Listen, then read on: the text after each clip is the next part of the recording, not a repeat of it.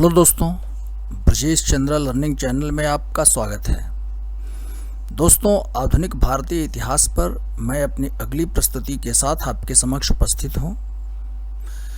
इस वीडियो में हम लोग कृषि का व्यवसायीकरण अर्थात कॉमर्शियलाइजेशन ऑफ एग्रीकल्चर इस विषय पर चर्चा करेंगे। दोस्तों, संघ लोक सेवा आयोग और लगभग सभी राज्य लोक सेवा आयोगों के सिलेबस का यह एक महत्वपूर्ण विषय है, कृषि का व्यवसायीकरण। इस वीडियो में हम लोग इस विषय को समझने का प्रयास करेंगे। तो आइए इसे देखते हैं। सबसे पहले हम लोग कृषि का व्यवसायीकरण अर्थात कॉमर्शियलाइजेशन ऑफ एग्रीकल्चर का अर्थ समझने का प्रयास करते हैं। तो दोस्तों, एक सामान्य परिभाषा के तहत जब किसी देश की अर्थव्यवस्था में कृषि कार्य जो होता है वह निर्वाह स्तर से ऊपर उठकर अधिकतम लाभ प्राप्त करने के उद्देश्य से की जाती है, तो इसे कृषि का व्यवसायीकरण कहा जाता है। अर्थात जो निर्वाह स्तर की जो कृषि अर्थव्यवस्था होती है उसमें कृषि का जो उत्पादन होता है उसका स्थानीय स्तर पर ही उपभोग हो जाता है। अर्थात इससे दूसरे शब्दों में यूँ कहें कि स्थानीय उपभोग के लिए ही कृषि का उत्पादन होता है। तो यह निर्वाह स्तर की अर्थव्यवस्था होती है। इसमें अधिशेष उत्पादन नहीं होता है, अर्थात आवश्यकता से अधिक का उत्पादन नहीं हो पाता है। इसका कारण यह होता है कि यह जो कृषि की जाती है वह परंपरागत बीजों और औजारों से की जाती है। इसमें सिंचाई की कोई सुव्यवस्थित व्यवस्था नहीं होती। कृषि सिंचाई के लिए मुख्य रूप से वर्षा जल पर ही निर्भर रहती है और उर्वरकों का उपयोग भी जो है सो प्रमुखता से नहीं किया जाता है। परंपरागत रूप से ही यह कृषि की जाती है, इसलिए इसमें अधिशेष उत्पादन नहीं होता है। आगे बढ़ें। धीरे धीरे सरकार की तरफ से अवसंरचनात्मक सुविधाओं का विकास किया जाता है, जैसे उन्नत किस्म के बीजों और उर्वरकों का प्रयोग कृषि क्षेत्र में होने लगता है। सिंचाई साधनों का विकास होता है। कृषि भूमि में संस्थागत सुधार किए जाते हैं, जैसे जोतों को लाभकारी आकार देना। कृषि ऋण की व्यवस्था की जाती है। परिवहन के साधनों का विकास होता है ताकि अनाज मंडियों तक और देश के विभिन्न हिस्सों में पहुंच सके। तो इन अवसंरचनात्मक सुविधाओं के विकास के साथ कृषि का व्यवसायीकरण शुरू होता है, क्योंकि इसमें निवेश किया जाता है और अधिशेष उत्पादन को बेच करके मुनाफा कमाया जाता है। तो दोस्तों, भारत में भी कृषि का व्यवसायीकरण हुआ आधुनिक काल में, औपनिवेशिक काल में, लेकिन यह स्वाभाविक प्रक्रिया नहीं थी, बल्कि यह ब्रिटिश हितों को ध्यान में रखकर थोपी गई थी। और इसका प्रभाव यह हुआ कि न तो कृषि का भला हुआ और ना ही कृषकों का, बल्कि दोनों की स्थिति अत्यंत दयनीय हो गई। तो आइए इस तथ्य को हम लोग इस वीडियो के माध्यम से समझने का प्रयास करते हैं। सबसे पहले, जैसा कि आपको पता है कि भारत में 1813 के बाद औपनिवेशिक शासन के स्वरूप में परिवर्तन आया।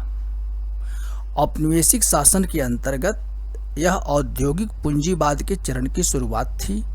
इसकी चर्चा मैंने औपनिवेशिक शासन के विभिन्न चरण इससे संबंधित अपने वीडियो में किया है।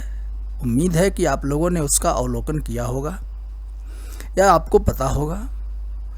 इस समय तक इंग्लैंड में औद्योगिक क्रांति जो है वह पूरी हो चुकी थी, अतः ब्रिटिश अर्थव्यवस्था में भारत का स्थान और इसकी भूमिका जो है सो बदल गई।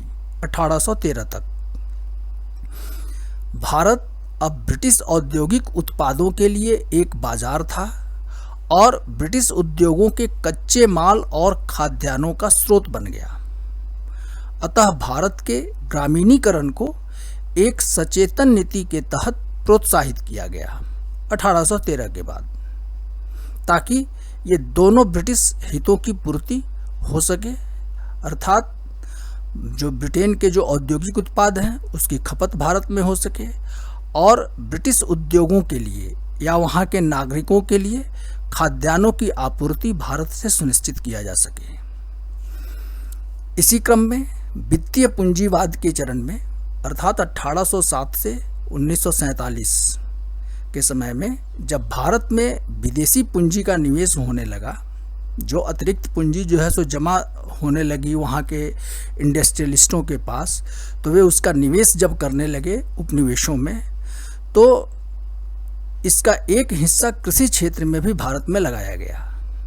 लेकिन यह ब्रिटिश पूंजी का जो निवेश हुआ वह चाय, कॉफ़ी, जूट, नील, अफीम, पोस्त जैसे नकदी फसलों में लगाया गया।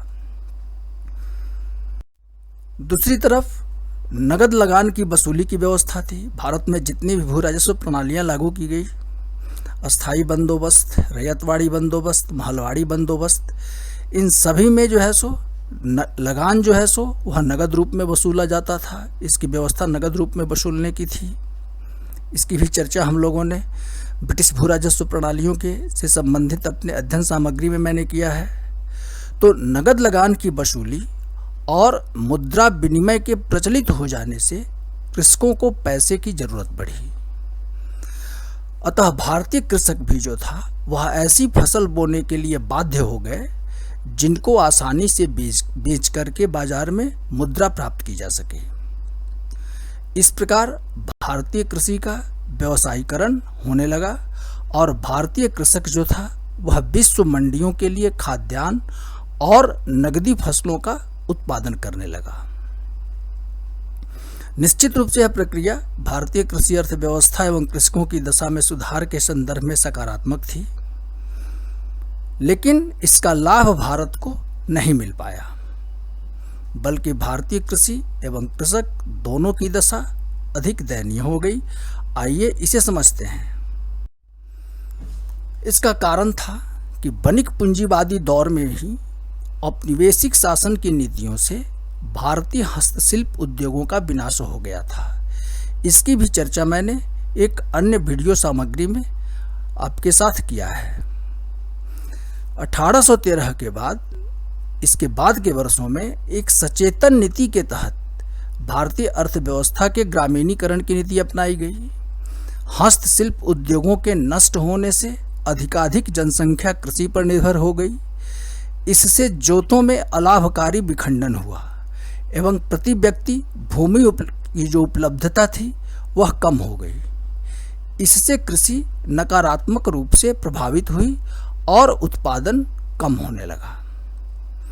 दोस्तों, जब कृषि पर दबाव बढ़ता है तो उसका बंटवारा हो, कृषि क्षेत्र का खेतों का बंटवारा होता है, और जब छोटे छोटे जोत हो जाते हैं तो उत्पादन के दृष्टिकोण से वे लाभकारी नहीं होते हैं, क्योंकि उनके उत्पादकता जो है सो घट जाती है। तो अच्छा उत्पादन प्राप्त करने के लिए जोतों का एक आकार एक निश्चित सीमा में होना चाहिए। लेकिन हस्तशिल्प उद्योगों के पतन से भारत पर जब कृषि क्षेत्र में दबाव बढ़ा तो जोतों का विखंडन शुरू हो गया, तो इससे उत्पादकता कम होने लगी। दूसरी तरफ कृषि का व्यवसायीकरण तो किया गया, लेकिन कृषि क्षेत्र में अवसंरचनात्मक सुविधाओं का विकास एवं विस्तार नहीं किया गया। हालांकि 1870 में कृषि विभाग की स्थापना अवश्य की गई थी तथा बंगाल एवं पंजाब में अधिक पैदावार वाले बीजों के परीक्षण करने तथा बेहतर तकनीकी विकसित करने के लिए प्रदर्शन फार्मों की स्थापना भी की गई, लेकिन ये प्रयास ब्रिटिश हितों को ध्यान में रखकर किए गए थे। जैसे 1861 में जब अमेरिकी गृह युद्ध शुरू हुआ, अमेरिकन सिविल वार, तब वहाँ से ब्रिटेन को कपास का आयात बंद हो गया। इस स्थिति से निपटने के लिए पंजाब में अमेरिकी कपास के उत्पादन को प्रोत्साहन दिया गया। इसी प्रकार सिंचाई सुविधाओं का विकास भी नहीं किया गया। जो थोड़े प्रयास किए गए वह संयुक्त प्रांत और पंजाब के पश्चिमी इलाके में किए गए, तो उन क्षेत्रों में भू राजस्व की दर को बढ़ा करके अधिशेष को हड़प लिया गया। अर्थात यहाँ भी कृषकों के पास धन का संचय नहीं हो पाया। आगे बढ़ते हैं। तीसरा कि कृषि में निवेश एवं इसके विकास हेतु ऋण की कोई व्यवस्था नहीं की गई। नतीजतन कृषि अर्थव्यवस्था के परंपरागत पिछड़ेपन ने प्रति व्यक्ति कम उत्पादकता एवं बंजर भूमि के औसत अनुपात में वृद्धि को प्रोत्साहित किया। इस प्रकार कृषि में ह्रास एवं स्थिरता के लक्षण थे व्यवसायीकरण होने के बावजूद। चौथी बात जो हम लोग समझेंगे कि व्यवसायीकरण की इस प्रणाली में अग्रिम राशि ऋण आपदा, एडवांस डेप्ट डिस्ट्रेस, इस पर आधारित फसल बिक्री का एक ऐसा चक्र स्थापित हुआ जो कृषकों के शोषण का एक महत्वपूर्ण माध्यम बन गया था। इस प्रणाली में केंद्र में जमींदार, ऋणदाता एवं व्यापारी थे जो सरकार के साथ मिलकर के कृषकों का शोषण करते थे। कृषक धन के अभाव में कृषि कार्य हेतु नगद लगान चुकाने की बाध्यता और अपनी अन्य आवश्यकताओं के लिए अपनी फसल को तैयार होते ही या फिर तैयार होने से पहले ही व्यापारियों को बेच देते थे, या ऋण की वैकल्पिक व्यवस्था नहीं होने के कारण साहूकारों से उच्च ब्याज दरों पर ऋण ले लेते थे। कृषकों द्वारा लिए गए ऋण के एवज में उनकी कृषि भूमि इसकी प्रतिभूति होती थी, गारंटी होती थी, अर्थात भूमि के एवज पर ही वो ऋण लेते थे। इसका प्रभाव यह होता था कि कृषकों को उनकी फसल का उचित मूल्य नहीं मिल पाता था। यदि उनके पास समय होता तो वे व्यापारियों से बार्गेनिंग कर सकते थे और अपनी फसलों के लिए अधिक मूल्य मांग सकते थे, लेकिन उनके पास काफ़ी मजबूरियां थी, जिसके चलते फसल के तैयार होने से पहले ही व्यापारियों के साथ सौदा करके वे अपनी फसलों को बेच देते थे। जबकि कृषकों की फसल को सस्ते में खरीदकर जो व्यापारी वर्ग था वह अत्यधिक मुनाफा कमा लेता था। दूसरी तरफ समय पर ऋण अदा नहीं कर पाने की स्थिति में कृषकों की भूमि ऋणदाताओं की अर्थात साहूकारों की हो जाती थी तथा वैकल्पिक रोजगार के अभाव में कृषक जो था, विशेष करके जो छोटा और मझोला कृषक था, वह अपनी ही भूमि पर कृषि दास की भांति कृषक मजदूर बन जाता था। इस प्रकार कृषि के व्यवसायीकरण की इस प्रक्रिया में ग्रामीण ऋणग्रस्तता, भूमि का विखंडीकरण, काश्तकारी एवं कृषि योग्य भूमि का व्यापारियों एवं महाजनों को हस्तांतरण, इन प्रक्रियाओं को बढ़ावा मिला। यह एक महत्वपूर्ण तथ्य है। आगे देखते हैं। अब व्यवसायीकरण के तहत आरंभ की गई बागवानी फसलों, विशेषकर नील एवं पोस्त की कृषि जो था वह कृषकों के शोषण का एक सशक्त माध्यम बन गई। यूरोपीय बागान मालिकों द्वारा कृषकों को इन फसलों के उत्पादन के लिए बाध्य किया जाता था। कोई भी कृषक नील की खेती नहीं करना चाहता था, क्योंकि इससे जमीन की उत्पादकता जो है सो नष्ट होती थी। लेकिन इनका उत्पादन करने के लिए बागान मालिक जो विशेषकर यूरोपीय होते थे वो उन्हें बाध्य करते थे। इनके उत्पादन की मात्रा एवं उन पर कृषकों के अधिकार की स्वतंत्रता भी कृषकों की नहीं थी। इन फसलों के उत्पादन के लिए कृषकों को अग्रिम ऋण प्रदान कर फंसा लिया जाता था। ऐसा करने से इनकार करने वाले कृषकों का कानूनी एवं कानूनेतर उत्पीड़न भी किया जाता था। यह प्रवृत्ति जो थी विशेषकर बंगाल एवं बिहार में अधिक थी। इस व्यवस्था के साथ एक मुख्य बात यह थी कि इन बागानों का प्रबंधन यूरोपीय पूंजीवादी तरीके से करते थे, जबकि मजदूरों एवं कृषकों को सामंती दास्ता में ही काम करना पड़ता था। अधिकांश स्थितियों में लघु कृषक अर्थव्यवस्था को सामंती एवं जागीरदारी प्रथा के साथ साथ कायम रखा गया। तो यह एक महत्वपूर्ण तथ्य है। इस प्रकार भारत में कृषि का व्यवसायीकरण एक स्वाभाविक प्रक्रिया नहीं होकर के एक बलात् रूप में थोपी गई प्रक्रिया थी।